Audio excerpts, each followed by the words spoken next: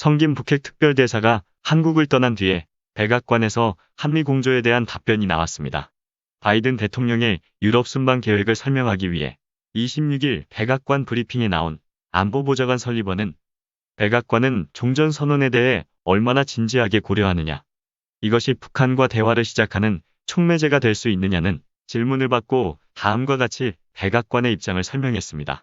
설리번 보좌관은 먼저 한국 측과의 집중적인 논의에 대해서는 공개적으로 언급하고 싶지 않다면서, 다만 성김 국무부 대북특별대표의 최근 한국과의 논의가 매우 생산적이고 건설적이었다고 평가했습니다.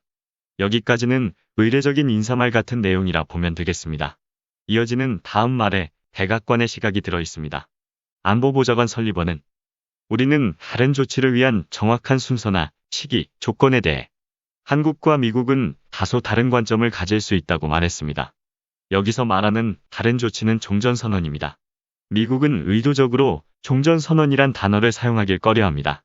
종전선언이 평화라는 명제와 결합하는 것을 극도로 경계하고 있기도 합니다. 종전선언의 정확한 순서나 조건에 대해서 한미가 다른 관점을 가질 수 있다고 설리번은 말하고 있습니다. 다른 관점이라는 것은 무엇일까요? 남북 분단과 한국 전쟁과 휴전 상태를 두고 하는 말입니다. 신탁 통치 명목으로 남북을 분단시키면서 이념 갈등 구조를 만들었습니다. 미군이 떠나면서 미군이 유지하던 힘의 공백이 발생했고, 남북한에서 유지되던 힘의 균형이 깨졌습니다. 세계사를 보면 갈등이 발생하고 명분이 주어졌을 때 거기에 힘의 균형마저 무너지게 되면 필연적으로 전쟁이 발생했습니다.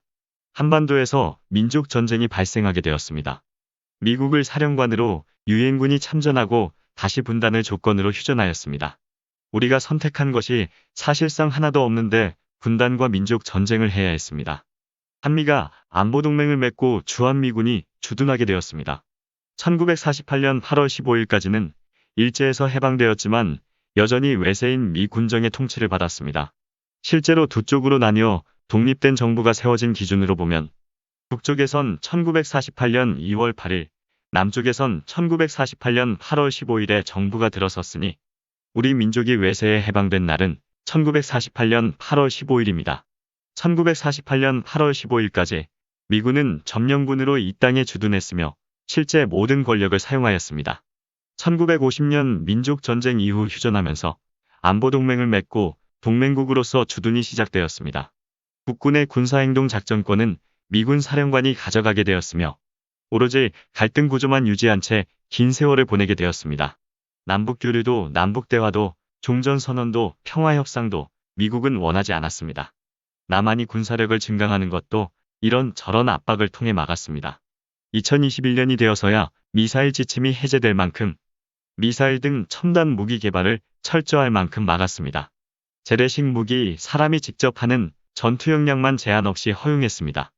우리나라가 특수부대와 기갑부대가 비정상적으로 발전하게 된 이유도 미국의 기가 막히는 정책 때문이었습니다. 너희는 미국을 믿고 미국에만 의존하고 하라는 대로만 하면 된다. 간단하게 설명하면 미국이 한국에 원하는 정책이 이것이었습니다. 경제가 발전하고 민주주의가 성숙하고 인권이 향상되며 군사대국이 되고, 이런 것을 미국이 원한 것이 아닙니다. 사실 이런 것들에는 별 관심이 없었습니다. 한민족 자체를 일본이 평가해준 대로 열악한 하등민족으로 인식하고 있었기에 북한과 갈등 구조 유지, 국군에 대한 평시 전시 작전권만 미국에 중요했습니다. 5.16 쿠데타가 일어났을 때도 12.12 군사 쿠데타가 일어났을 때도 미국이 가장 먼저 확인하고자 했던 것은 국군에 대한 작전권이 미국에 있느냐는 것이었습니다. 미국에 있다는 대답을 듣자 미국은 바로 군사 쿠데타를 인정했습니다. 심지어 12.12 쿠데타는 전방의 부대를 빼서 서울에 진입한 중대한 문제였음에도 미국은 조금도 문제 삼지 않았습니다. 미국의 한반도 정책의 근간은 군사 충돌 우려가 있는 상태에서의 평화입니다. 휴전 상태를 지속하면서 전쟁은 발생하지 않는 남북 갈등 구조가 이어지는 것입니다. 안보보좌관 설리번이 말하는 우리는 다른 조치를 위한 정확한 순서나 시기, 조건에 대해 한국과 미국은 다소 다른 관점을 가질 수 있다는 말이 한반도를 바라보는 이런 배경을 가지고 있기 때문입니다. 종전선언을 종이장에 불과한 일이라며 미국은 깎아내리면서도 실제로도 형식에 불과한 일이지만 공식적으로 전쟁을 끝내버리면 도미노처럼 미국이 유지해왔던 구조가 무너질 수 있다고 염려하는 것입니다. 남북 분단과 민족 전쟁, 그리고 남북 군사 대치로 이어지는 갈등이 미국이 만든 구조를 지탱하게 한다고 보기 때문입니다. 트럼프가 집권하면서 중국과 첨예한 대치 상황이 만들어질 때도, 그러니까 2018년까지의 한반도는 갈등 해소를 위한 준비된 장소였습니다. 누구의 갈등 해소를 위한 준비된 곳일까요? 다름 아닌 미국과 중국, 미국과 러시아, 일본과 중국, 일본과 러시아의 갈등이 커지거나 전략적으로 미국의 힘을 보여야 할 중대한 필요가 있을 때 이를 해소할 최적의 장소로 한반도는 필요했습니다. 미국, 중국, 러시아, 일본 어느 곳도 자국 영토나 영해에서 군사 충돌을 바라지 않습니다. 강대국끼리 직접 충돌하는 것도 원하지 않습니다. 자국 영토가 손상이 없는 다른 나라, 다른 영해라면 이들은 반대하지 않습니다. 대리전이라 불리는 분쟁을 이들은 선호하고 있습니다. 중국이 대만을 군사적으로 위협하자 전쟁을 막기 위해 자신들이 무엇을 양보하고 억제하는 노력을 하는 대신 계속해서 서로가 서로를 자극하면서 갈등을 키우고 있습니다. 갈등을 줄이기 위한 모습을 아마도 보신 적이 없을 것입니다. 일본은 대만을 지키기 위해 전쟁에 참전한다고 공언하고 있기도 하죠. 중요한 것은 대만이 어떤 의견을 가지고 있느냐에는 누구도 관심이 없다는 것입니다. 외세 때문에 중국에서 받는 위협이 커진다 해도 대만은 외세에 의존할 수밖에 없습니다. 외세가 원치 않는 발언조차 이런 상황에서는 하지도 못합니다. 그저 전쟁이 없기를 빌고 빌 뿐인 상태가 되어버렸습니다.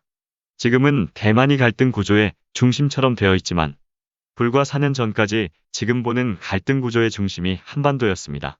이념으로 뚜렷하게 분단되어 있고 200만의 대군이 총칼을 겨누고 있는 곳, 종전되지 않은 휴전 상태, 언제든 명분만 만들면 전쟁 시작이 가능한 곳, 미국이 원하는 것을 그대로 수용해주는 정부가 있는 곳, 강대국 분쟁 해소의 장으로 모든 조건이 갖춰진 곳이 한반도입니다. 문재인 정부가 들어서면서 북한의 대화를 제안했고 그 제안에 북한이 화답하면서 평창올림픽을 통해 남북 긴장이 줄어들고 미국의 대북 선제 공격을 강력히 반대하면서 전작권 반환을 요구하고 중국의 4대 보복, 미국의 관세 보복, 일본의 수출 규제를 이겨내면서 한국의 용도가 미국에 달라지기 시작했습니다. 코로나 팬데믹은 미국이 마음대로 움직이지 못하는 한국을 만들어버렸습니다. 이런 시대적 변화에 미국이 적응하려 하면서도 기존의 고정관념 때문에 종전선언이라는 형식적인 일임에도 반발하는 것입니다. 다시 설리번의 브리핑에서의 마무리 답변을 보겠습니다.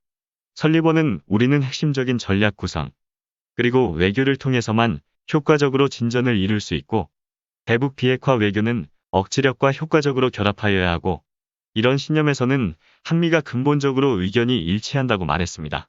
설리번의 답변에서 외교는 억지력과 효과적으로 결합해야 한다는 말이 있습니다. 억지력은 현재 북한에 적용하고 있는 봉쇄와 제재 정책입니다. 30년을 시행하고 실패한 그 제재 일변도의 정책을 바꿀 의지가 없다는 말을 하는 것이고 근본적으로 이 정책에 한미가 일치한다는 말은 최소한 이 정책에는 토달지 말라는 말입니다. 하지만 이 제재 일변도의 정책이 효과를 거두려면 필연적으로 중국과 긴밀한 협력이 필요합니다. 어제 미국 국방부 대변인은 중국이 북한 비핵화에 협력해야 한다는 논평을 냈습니다. 중국에선 반응 자체도 안 해버리는 상황입니다. 미중이 첨예하게 맞서는 지금 상황에서 중국이 미국에 긴밀히 협조하며 북한을 내팽개칠 아무런 이유가 없습니다. 오히려 북한을 두둔하며 미국에서 양보를 받아내는 도구로 활용하려 할 것입니다.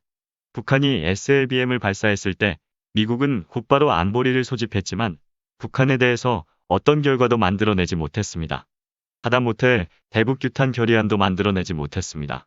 이런 결과가 보여주는 것은 다른 의미를 지니고 있습니다. 미국이 북한에 군사행동을 하려 할 때 안보리에서 지지받지 못한다는 것입니다. 북한에 대한 군사 옵션이 사라졌음을 의미하는 것이기도 합니다. 미국이 최강국임을 누구도 부정할 수 없지만 미국이 마음먹은 대로 모든 것이 이루어지지는 않습니다. 종전선언과 북한 비핵화 협상을 두고 바이든은 심각한 고민을 하고 있습니다. 한국 의견을 따르자니 미국 내 반발이 만만하지 않고 조건 없이 만나자는 미국을 보며 북한은 대화에 나설 의향이 현재로서는 없습니다. 이럴 때 필요한 것이 한반도 문제의 당사자이면서 미국의 동맹이기도 한 한국의 외교입니다. 인도 태평양 정책에 한국이 든든한 동맹이라는 점을 재차 확인시킬 필요가 있습니다. 바꿔 말하면 바이든이 종전선언을 받아들이도록 명분을 줘야 한다는 것입니다. G20에서 바이든과 문재인 대통령은 다시 만납니다. 정상 간의 대화에서 종전선언, 한반도 평화가 진전되길 바랍니다. 오늘은 백악관 안보보좌관 설립원의 브리핑 내용을 설명해 드렸습니다. 영상이 도움이 되셨다면 구독을 부탁드립니다. 오늘도 변함없이 시청해 주신 여러분 고맙습니다.